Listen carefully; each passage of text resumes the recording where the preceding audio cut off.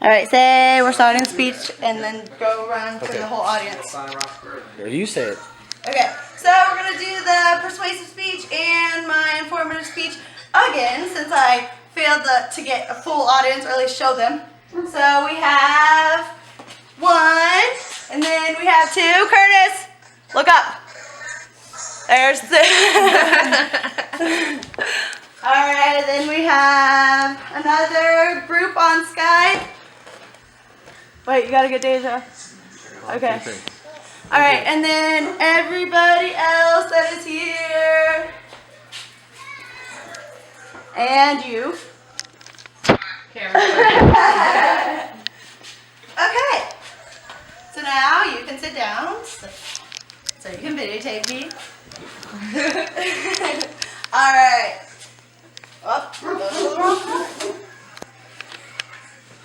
Alright, so could you imagine someone with lung cancer who decided to smoke for 25 years and to walk up to a hospital and not receive treatment?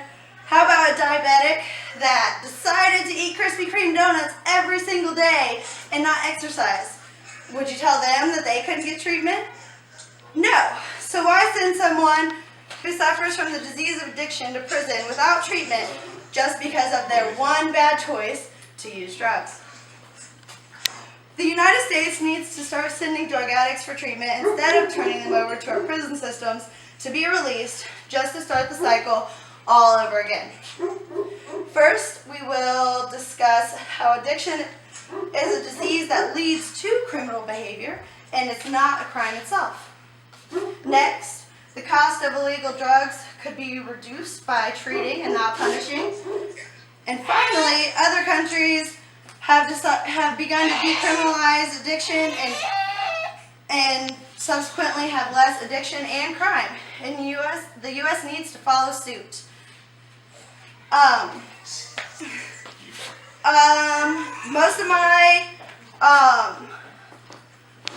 Most of the information that I gathered for this speech came from 4 different online articles from Forbes.com, drugabuse.gov, medicaldaily.com, and healthlandtime.com.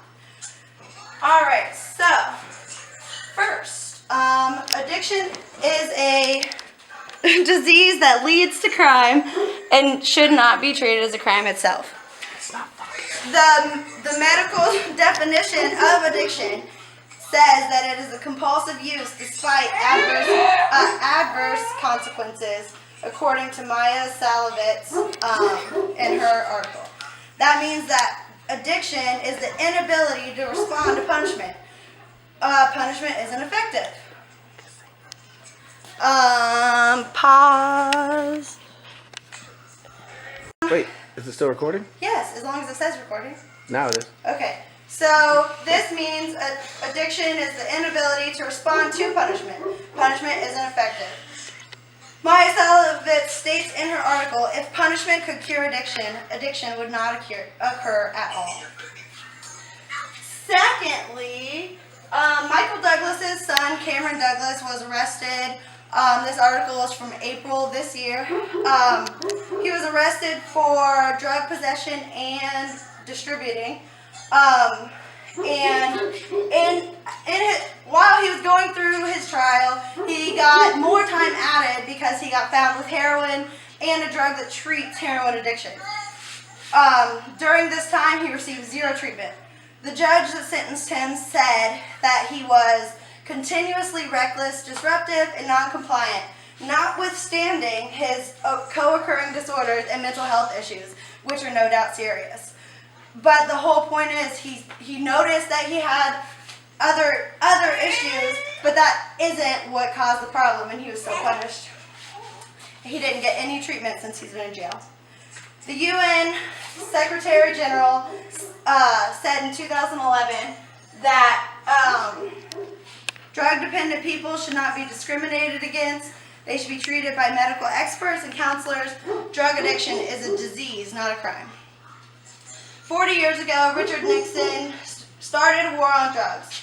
This obviously failed and will continue to fail if we ignore this health crisis. My second point is the cost of illegal drugs on society could be significantly reduced by treating substance abusers instead of punishing them. The illegal drugs cost the world $10 billion a year, and most of that comes from the United States, according to Alan Leshner in his article on drugabuse.gov. Sending addicts to treatment saves everybody money. For every $1 used for treatment equals a $4 to $7 return in cost savings. Why wouldn't we want to turn the $10 billion into positive numbers?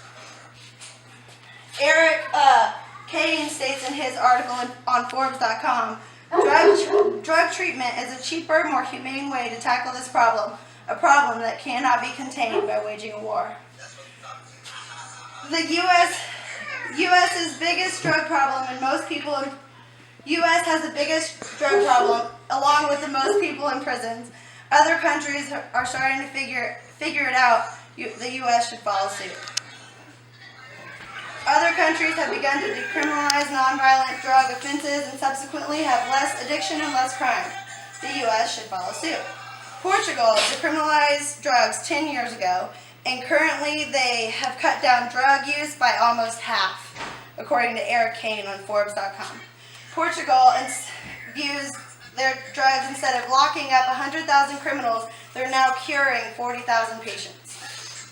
According to a U.S. poll on treatment versus punishment, 2/3 of Americans already believe that we should focus on rehabilitation, not incarceration, according to Jillian Rose Lim on medicaldaily.com.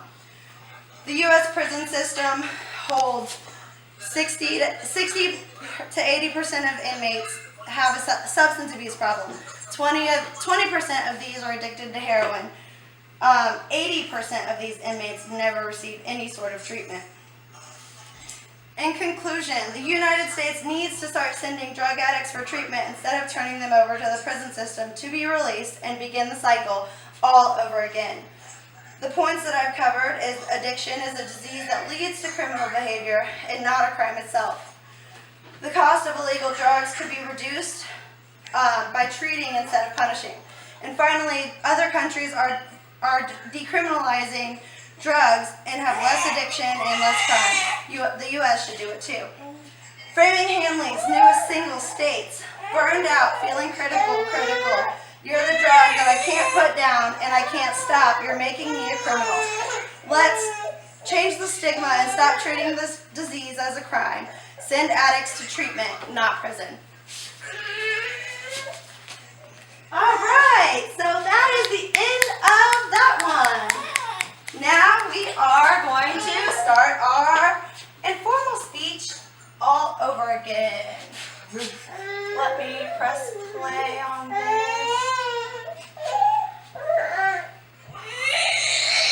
Ava, I'm going to spell out too. All right, so my visual aid for this speech is a slideshow of marriage through the years. Next, and it has all the statistics and all of the stuff that I used for my research. So marriage, the last 50 years. Nowadays, it's hip not to be married, but I'm not interested in being hip. John Lennon. What we think of today as traditional marriage continues to evolve and change as it has within the last 50 years. Today, marriage is about love and companionship and less about the institution that used to define marriage. Today, we will go over these changes. First, divorce skyrocketed and cohabitation became normal, and how this changed the view on marriage.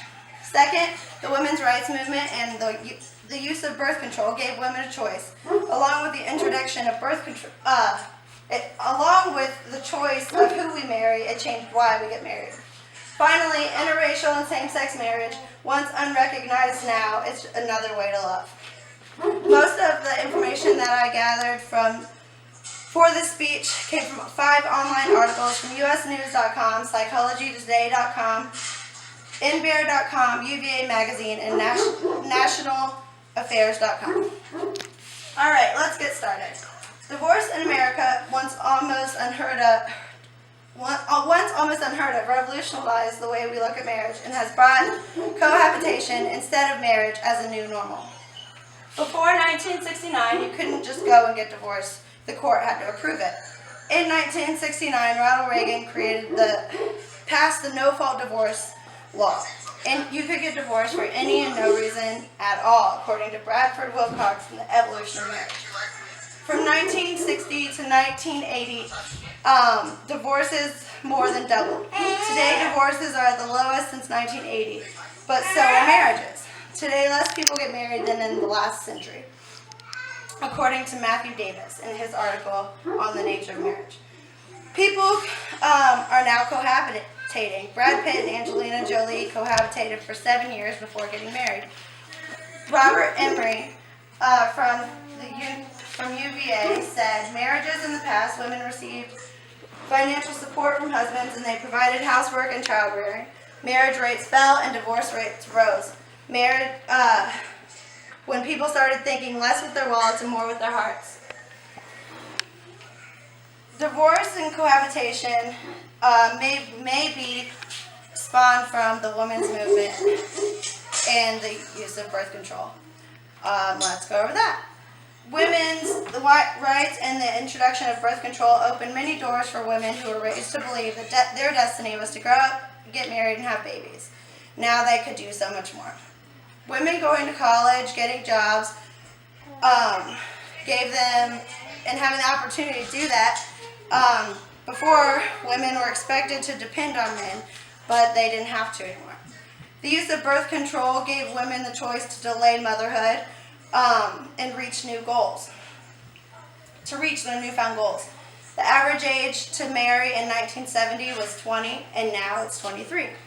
Most people don't get married before 30, only 20%, according to Bradford Wilcox. My third point is prior to the 70s, the institutional model of marriage switched to what we now know as the soulmate model, according to Matthew Davis. So far, we discussed divorce, cohabitation, women's rights, and how birth control changed how we are in relationships. Now we will talk about who we are having relationships with. Interracial and same-sex marriages have received extreme disregard and accepting them as traditional. But in 2014, we have learned, perhaps still learning, that we can love and marry who we want. Deborah Hill from the U.S. News wrote in her article that a couple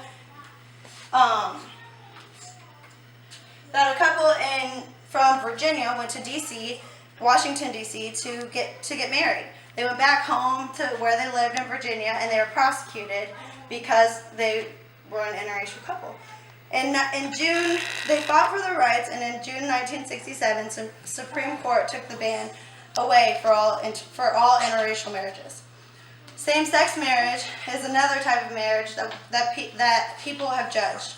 Connecticut, Washington, D.C., Massachusetts, New York, and Vermont allow gay marriage, according to Asia Gable's article of the Marriage Crisis. I just saw on the news yesterday, North Carolina just reversed the ban for gay marriage. We are getting closer. Being in an interracial marriage myself, I had family, and I think my husband even had family, show concerns for the stereotypes and possible struggles that we would face raising a family. My generation is not so far from a time where you couldn't marry outside of your race. I hope America continues to evolve into an accepting, loving, new view of relationships and marriage. I hope my children are asked why or whom they love. I just hope they love. In conclusion, what we think of today as traditional marriage continues to evolve and change as it has in the last 50 years.